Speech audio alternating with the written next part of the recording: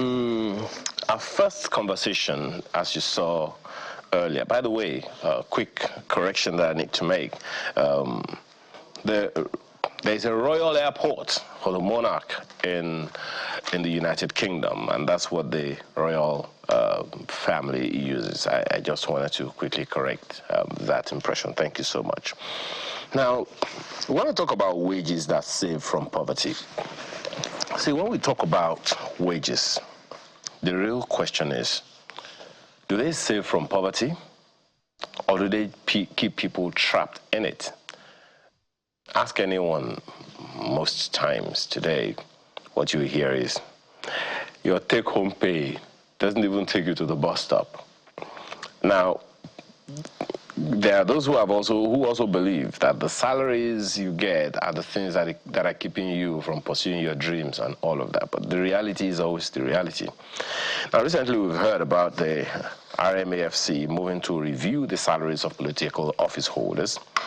On the surface, that sounds normal. Salaries in every sector should be reviewed from time to time. But the outreach is not really about the figures, it's about the context, about fairness. Many Nigerians feel, for instance, that while political leaders are discussing pay rises for themselves, the wages of ordinary workers can hardly buy dignity, let alone save them from poverty. Political leaders earn beyond their official salaries with allowances and perks that shield them from hardship.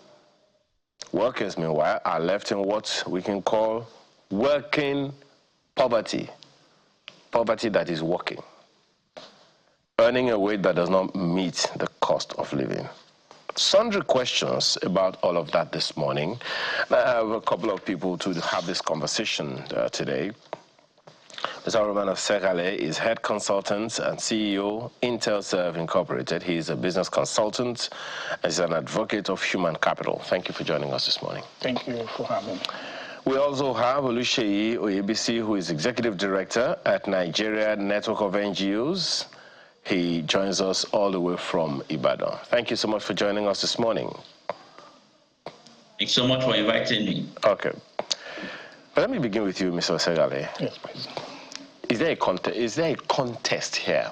Is there a challenge here? Is there an issue here? On the one hand, salaries are salaries. You agreed, you signed the papers, you get the job. And then, what for you are the issues here? Okay, are you asking me salaries for the political holders, office holders, or salaries for the... Is there a difference? It is salary. Okay, if we're looking at salaries, right, the main focal point of the discourse is salaries or wages that can get us out of poverty, right? Now, let's talk about the political office holders. If you look at most of the political office holders, let's just even look at the chambers, for instance, right? I could hide my basic wages as a minimum, and then all the other perks will now be the major, which is what is happening down there. These people enjoy furniture allowance, medical allowance, newspaper allowance, housing allowance. All the allowances are there. And even if you now pay me probably maybe 500K a month, and the others make up 29.5 million, right? Now you're now telling me to come and review that 500K. So I think what we need to do, or the nation needs to do, is not just say we're looking at the salary. Look at the total package these guys are enjoying. And mind you, you know, the average person in the that has a political office enjoys medicals. They enjoy maybe two to three trips abroad for medicals every year, fully paid for. So those issues need to be addressed. What is your total package, not just salary? And then when we now move over to, let's just say, the private sector and Nigerians, for instance, I don't think salary is the major issue. Now, you could increase salaries if you want, but also note that there's what you call inflation out there, right? This could also spark inflation. But I think what the government and what the discourse should be is the living standard. How do we improve living standard to get people out of poverty? That's a good question that we'll come to shortly. Mr. ABC, what are your opening thoughts on this issue? Because, and it's not just about the people that earn a day's pay from just sitting down and, you know, having conversations at their offices and all. It's also, we should also consider those micro and small businesses who have one or two persons working for them in this entire scheme of things, don't you think? I totally agree with you, and that's why the conversations on remuneration has to be holistic. You have to also look at the affordability, the ability to pay before deciding on whether it will be minimum wage or living wage.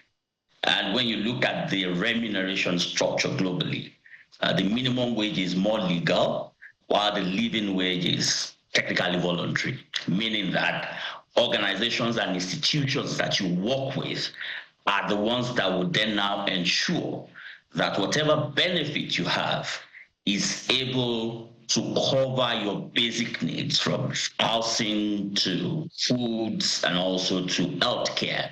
And that's why within your benefits, you have some health insurance. Sometimes you have other benefits that would help you to buffer some of the economic issues. But we must pay attention to all of the sectors and their ability to pay. And I think those who started the conversations on minimum wage, they would have thought about that.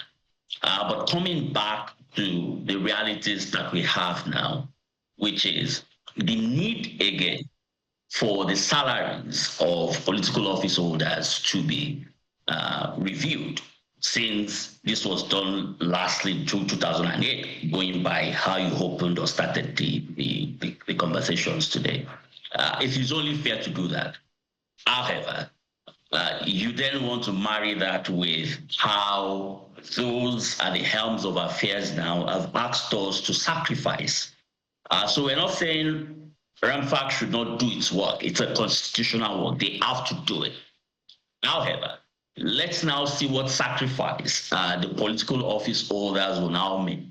Whether they will be happy to now follow the advice of REMFAC after they have proposed. You know, there's something that you said now, Mr. Ade, just 1 second. Beg your pardon, Mr. ABC. There's something that you just said now. You talked about, you delineated, which I know that Mr. Osagala will also get to, between minimum wage and living wage.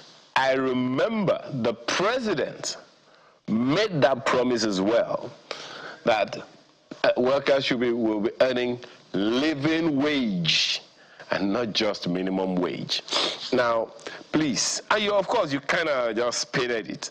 Please explain. What's the difference between a minimum wage and a living wage in our current economic context? Okay, so a minimum wage is already defined by law. Typically, it is an hourly rate, all right? Wow.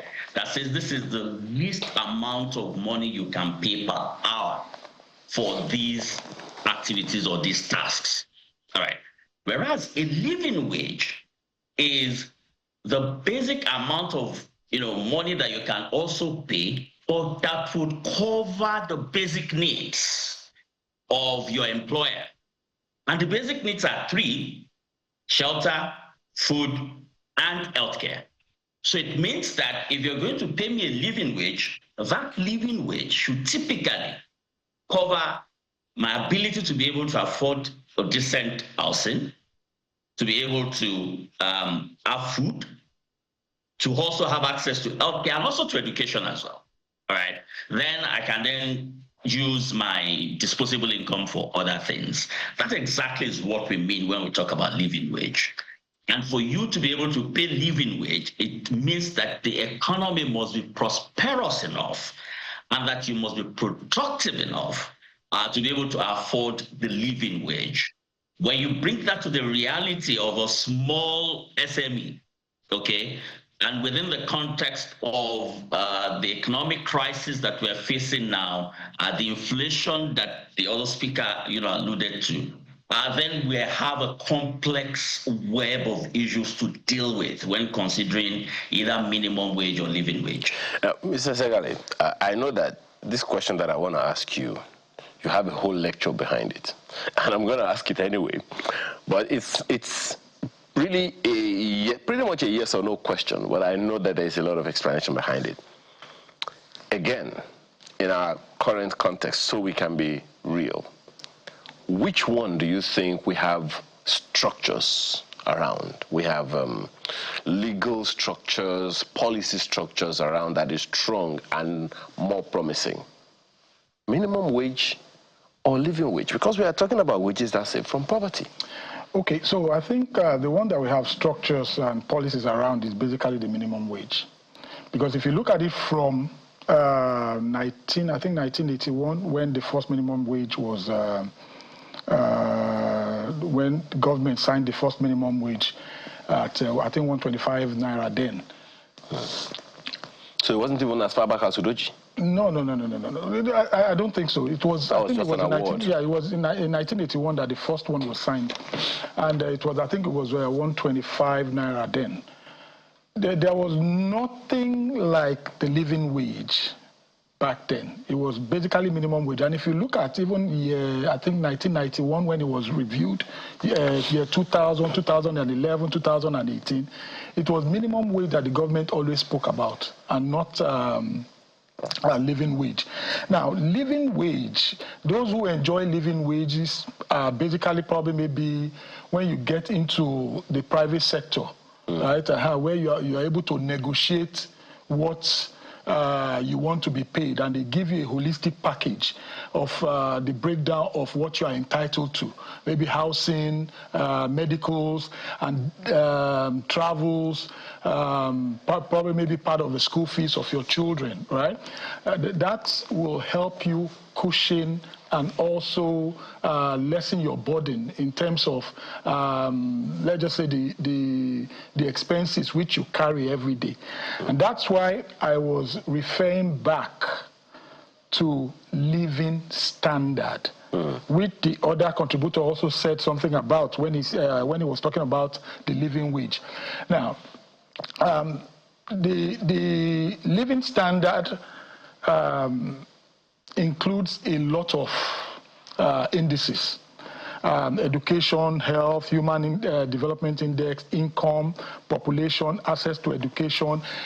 You see that when most of these factors are taken care of, right, a person can take a low salary but still survive. And what do I mean?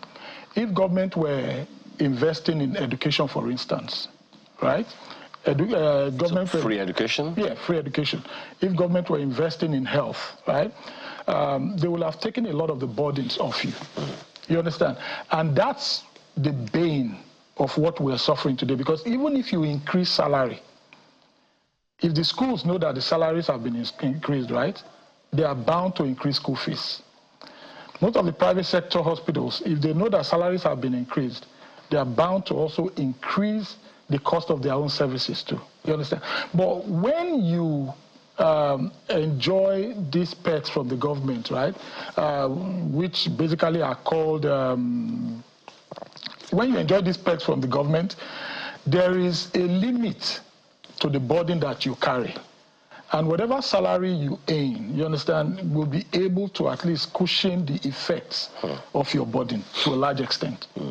So This, and I know that Mr. ABC would also want to speak to it, but so these issues that you have lined up now, I'm not hearing about free education for the first time. I've been hearing it since like in the Second Republic. Free health care and all of that. Those are things that we've been hearing, but that's it. Only heard about them. I know that I, like a number of other people watching now, will tell you that they benefited from the free education initiative of the Bola government in Oyo State at the time. And Lagos State also did the same thing under, Lateef Jakonde at the time. So essentially you're saying, what I'm trying to get to is that these initiatives, these living standard parameters that you've outlined, they're not really just for the federal government.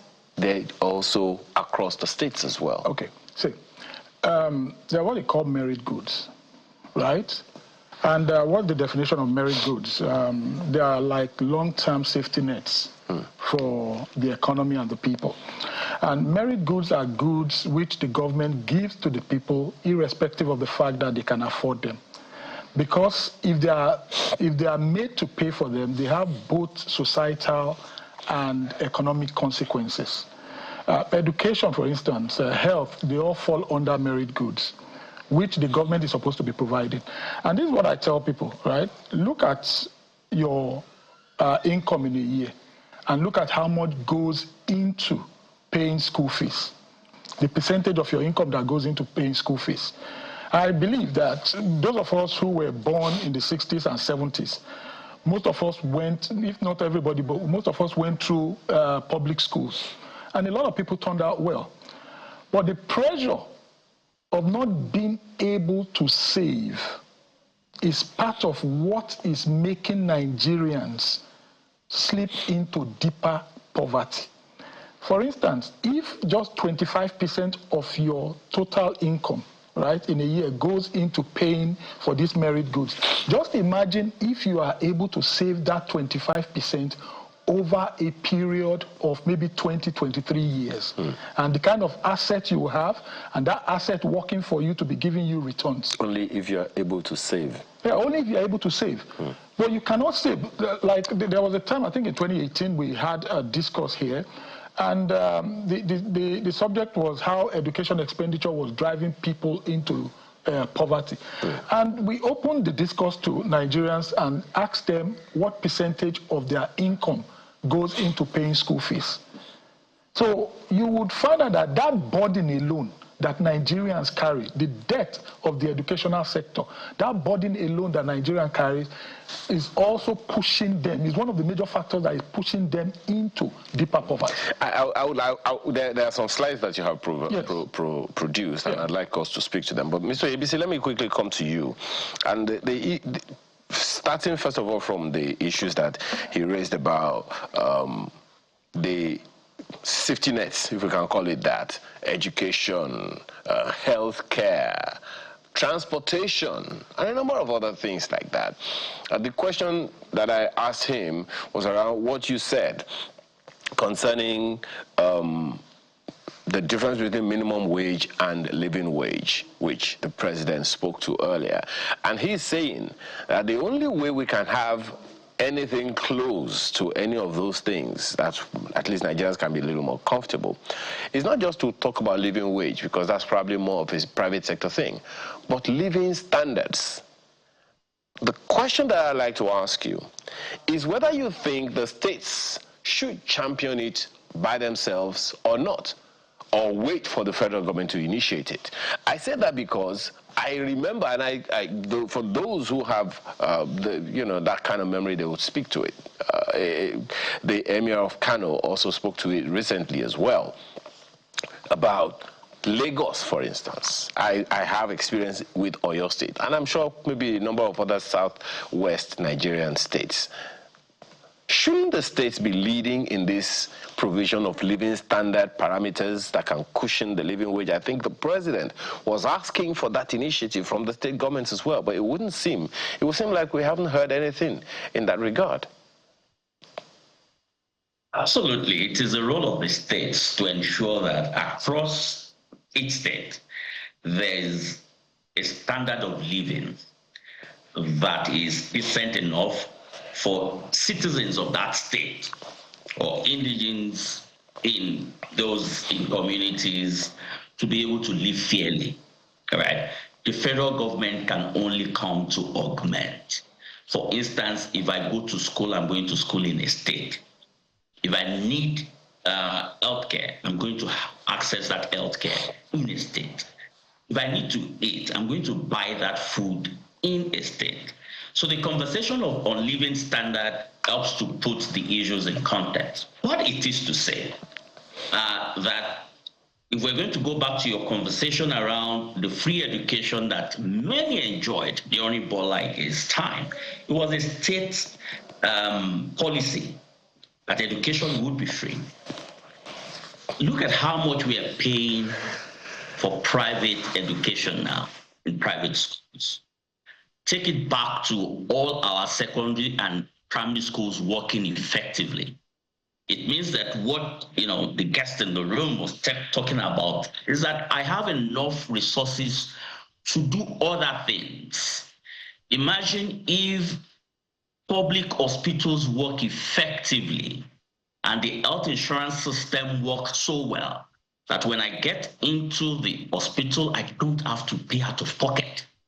So it means that whatever I earn from my employers, health education is already covered by a social system that is provided by government. Food is not too expensive for me not to be able to afford. Please, with my salary, I can afford the basic nutritional elements of food that I need. So whether we like it or not, we need to get to that living standard indicator where we're saying to ourselves, when I live in Oyo State, all right, what is my living standard? When I move out of Oyo State to other parts of the country, what does the living standard mean and how does it compare? In fact, that could actually also help in inter-country movements, where I'd say, okay, I'd rather stay in Oyo State, for instance, work from Oyo State remotely so that I can enjoy the living standard that exists here compared to elsewhere. Don't forget there's the living standard as well, all right? But it is not the way we want it because, there are people that would say, no, I can't stay in a part of the country because, the cost of living there is expensive. I need to come stay elsewhere. However, what we're saying is we need a baseline indicator that gives an average citizen access to those basic needs that typically makes life better for them. All right, we're talking about shelter, food, education. Don't forget that when we talk about poverty, we've not even expanded on all of the types of poverties we have, from energy poverty to transportation poverty, then to not start talking about furniture poverty. Because there are some people that would have a house, a place to live, but there's no chair to sit down. Or there's no petrol. Going into a terrain. So the issues are complex. Yeah, you're already going into a terrain that was covered in that report of, I think, by the statistical body of Nigeria that spoke to multidimensional poverty. Perhaps that's part of the issues that you're also raising here. But please pick on any of the slides that you speak to. Let's. But I like if you don't mind, the education ambit, because I remember Dr. Samademi would often say that if Nigeria is going to go anywhere, we need to prioritize poverty. Beg your pardon. We need to prioritize education. So we need to to begin from there, because mental poverty is a problem on its own. That's or what do you think? Okay, my watchword has always been: no nation can grow beyond its investment in education. Whatever you're seeing across Nigeria today is the amount of funds you invest in education that you're seeing. Now let's take the first one, right? What I did, right, was to look at the indices of living standard, or the indicators of living standard of living or living standard education, health, human development index, income, population, access to education, gross domestic product, life expectancy, and then GDP per capita, and then your housing condition. Then I went and looked at the data and see where Nigeria is at. On graph 1, right, page 1, you see that Nigeria, over a period of how many years, we've only been able to invest 0.86% average between 1990 and 2021. Wow. We've only invested 0.8% as a percentage of our GNI yearly. We do not even reach 1%. And when I crunched in the numbers, I found out that we were the lowest in Africa. You look at the second slide too, I compared Nigeria to other regions of the world, like in benchmark, to see what other regions of the world, like sub-Saharan Africa, which we're part of, right? The average there is 4.0% of GNI, but Nigeria invests only 0.86%. So we can't move beyond our investment. Let me provoke you a bit. Yes. Excuse me. And I know that Mr. ABC may also want to speak to the same issue. Nigerians top the charts in different parts of the world, yes, in various sectors. And here we are, as you say, struggling with extremely poor funding of our education. That seems like some kind of irony, doesn't it? It's an irony because give a child an opportunity and you will see how far that child can go. So what is missing here is the opportunities that are given abroad. It's the level playing field that is given to all children abroad. We all know that the rich has always gone to, most of the rich go to private schools, but the middle class and poor always go to public schools, right? And that is a sustainability on its own to help sustain the middle class and poor. Because if you make education something that's out of reach for the middle class, you're basically killing the middle class. And if you look at how much the average middle class pays for education fees in this country, right, you find out that one of the reasons why the middle class is being wiped out is because of that cost they are carrying. Mr. ABC, what's your take on that one? Because the question is not whether or not what's intriguing, what's ironic for me is we top the chart in different parts of the world. And of course, you've heard Mr. Osegale, I'm sure you want to speak to that as well. Some of the, some Nigerians doing extremely well in different parts of the world actually begin from here in Nigeria, take a bit of education here in Nigeria, and then they travel abroad, maybe they have to redo it or whatever, I don't know. What's your take on this irony? I mean, my take is that, you know, when a Nigerian excels somewhere, those are individual efforts, not collective. Why have I said that? Is that when you look at the educational system as it were, and what is being taught, you see that they are not necessarily the type of thinking and learning that takes you anywhere beyond that university. And a couple of people were joking Sunday to say, in an engineering faculty, the generator went bad and no one could fix the generator. They had to wait for a generator mechanic to come in to fix it, who probably may not have been to the four walls of a polytechnic or university or monotechnic.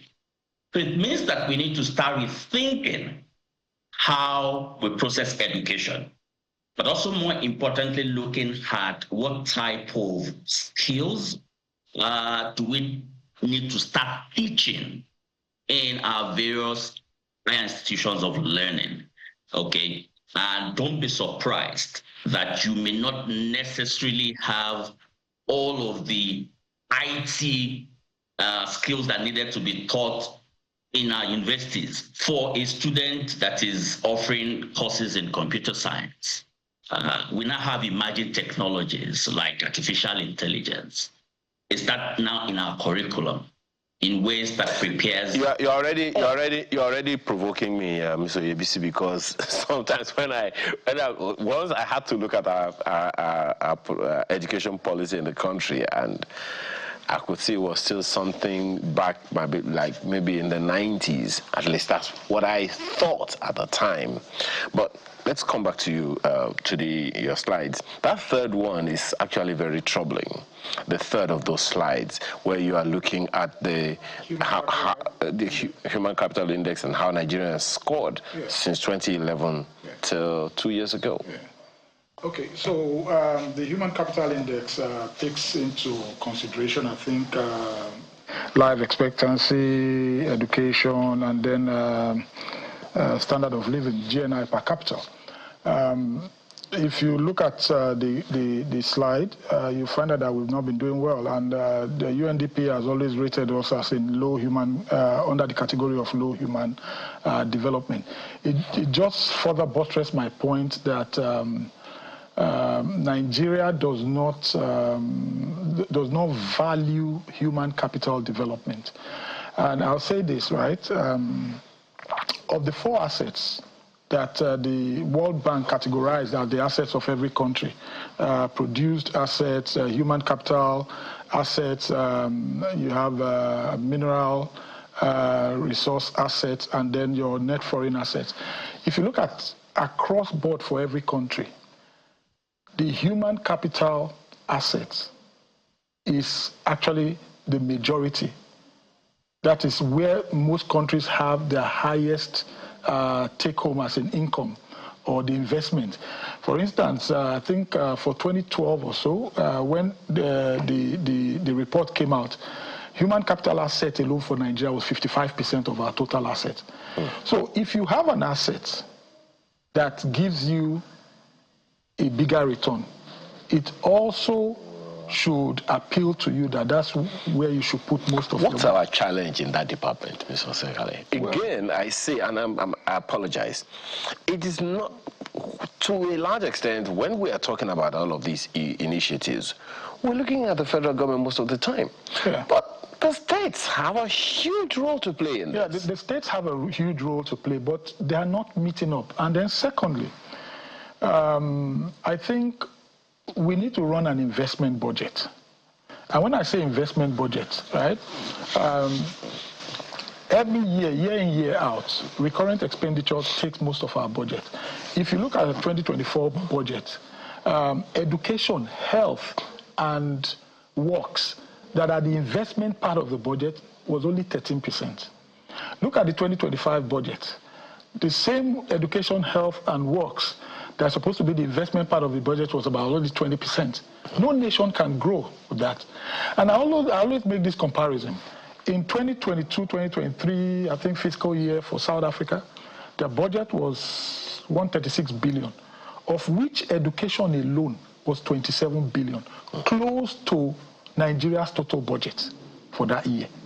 So what am I trying to say? We have this small budget that is not large every year, but majority of it still goes into recurrent expenditure. If we need to get this nation out of that poverty, the first thing we need to do is reverse that budget. We need to start operating minimum 60% capital the capital component of the budget need to be minimum of 60%. Then the recurrent part of the budget probably maybe 40%. But until that is done, we will just be going around in circles. And so it's not even any helpful that we are having this. We've been having minimum wage reviews over the years. The minimum wage will not solve it. The minimum wage, as I'll say it again, will not solve it. What we need is a budget that can actually that we can use as an investment tool. Remember, your budget is the primary instrument of economic expansion every year, right? So if you put money in the wrong places, as a recurrent expenditure, you cannot expand such an economy.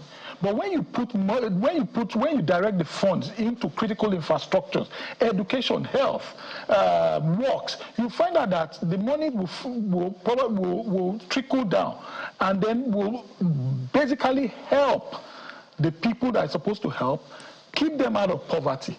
And then the burden on them in investing in those critical parts, as in paying school fees, paying for health, will now be taken off them. Okay. Israel has this contribution, says, my little contribution is this, saying that states should champion what the guest in the studio said. Remember, Nigeria does not have state autonomy to control its resources.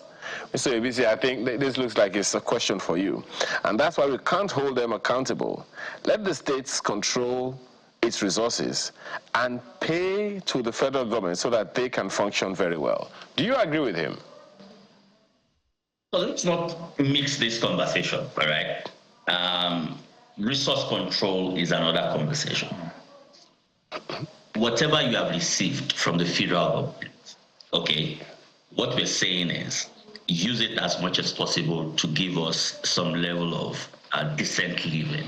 Okay, I agree on states being able to control their resources, but the ones we have at this time, okay, how is it pivoting us in ways that ensures that citizens can access that living standard that we're talking about? Especially now that the president has even increased it from way less than 1 trillion naira to all the states and the federal government to now more than 1 trillion naira on a monthly basis. Well, Festus Akinboyewa also has this one. It says, FG should task NBS to conduct a comprehensive study to determine the minimum wage a single person needs to avoid poverty. The figure should be based on real data around housing, food, transportation, and healthcare. Comparing salaries of political officials with minimum wage makes no sense. It's good that NLC frequently agitates for wage increases, but their efforts are always overshadowed by emotion and grandstanding. That's from Festus Akinboyewa. Do you agree with him? I think that's pretty much what you're saying. Yeah, that's exactly what I'm saying. You know, but so you don't agree with him that, do you agree when he says we shouldn't be comparing apples with oranges? Well, I agree with him to a large extent that we shouldn't be comparing apples with oranges because, as I said earlier in my opening speech, right, most of the political office holders, it's not the salary you need to look at. So it's not the wages, the salary. As in, look at all the other perks that come with it. That's where the money, that's where the funds are loaded. Some of them are just even privileges. You know, a car ride, you have an official car. And then they replace the cars for you every 2-3 years. Yeah. Do you enjoy it? When you're out there, do you enjoy the same privileges? You don't. So the funds that you are supposed to use, it's easier for them to save, the people in government. Because if I have a company who's paying probably maybe I negotiate for 50% of my children's school fees. I have medicals, maybe two trips abroad or 1 trip abroad a year with my family. I have housing, I have transport, and then I have a car. For Christ's sake, then what am I paying for again? You understand? If you even pay me, you say, okay, you know what, your salary is 500K a month.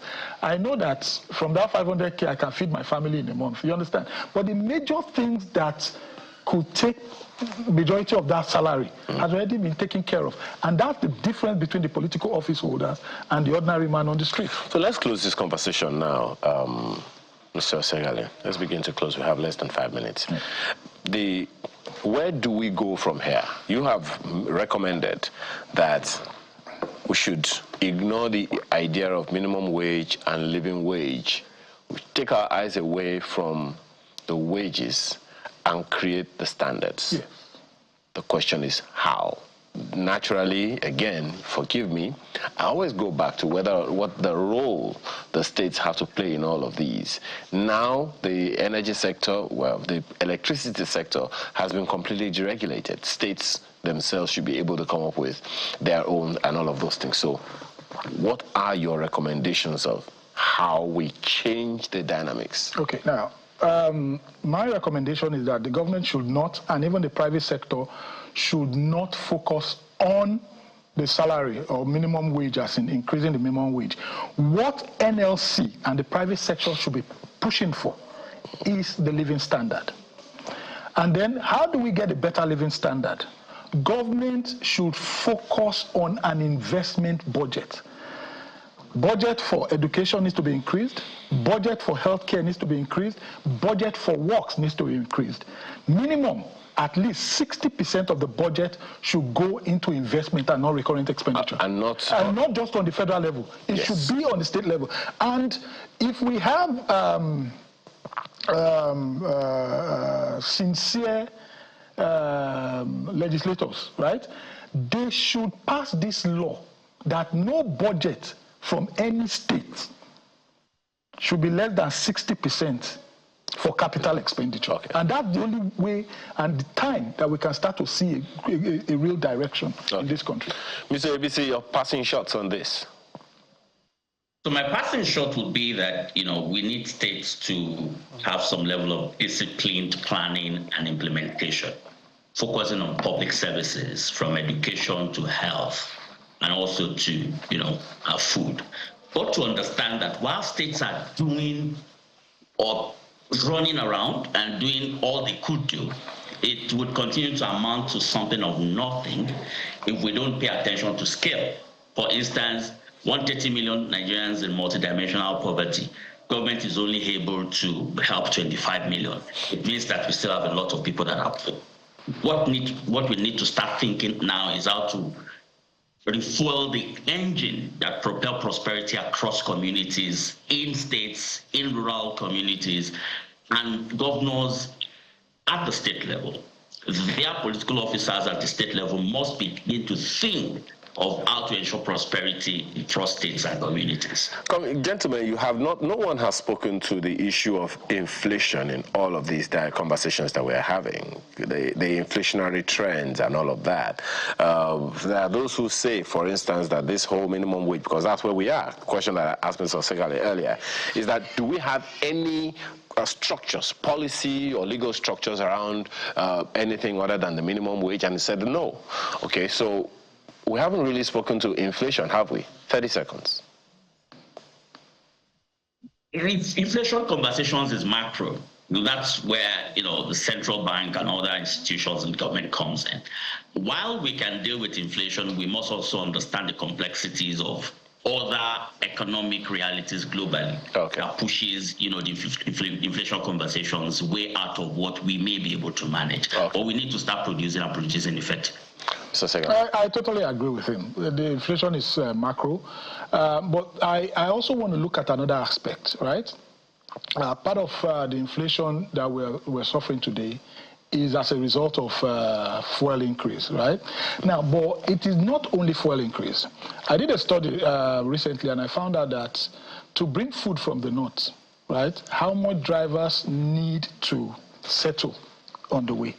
You understand? And then, now, if government is able to tackle that corruption, right, it could bring down the cost of food significantly. To be honest, I thought that has already been addressed with the tax laws and all those things that are supposed to be. But if a trailer is coming from the north, for instance, now, do you know how many checkpoints it goes to? I have an idea, because there was a time we saw about 800 receipts. Recently, I did a road trip to Asaba. There were 47 road blocks from here to Asaba. 47. Well, don't let's start another conversation again. I'm Rowan Segale, head consultant, CEO, Intel Incorporated. Is a business consultant and advocate of human capital. Thank you for your time this morning. We've also had Oluseyi Oyebisi, executive director at Nigerian Network of NGOs. We appreciate your time and your thoughts today. Thank you for coming. A pleasure. We'll take a short break, and when we return, let me just quickly remind you, have you had a cup of cocoa, or is it cocoa? Go get it.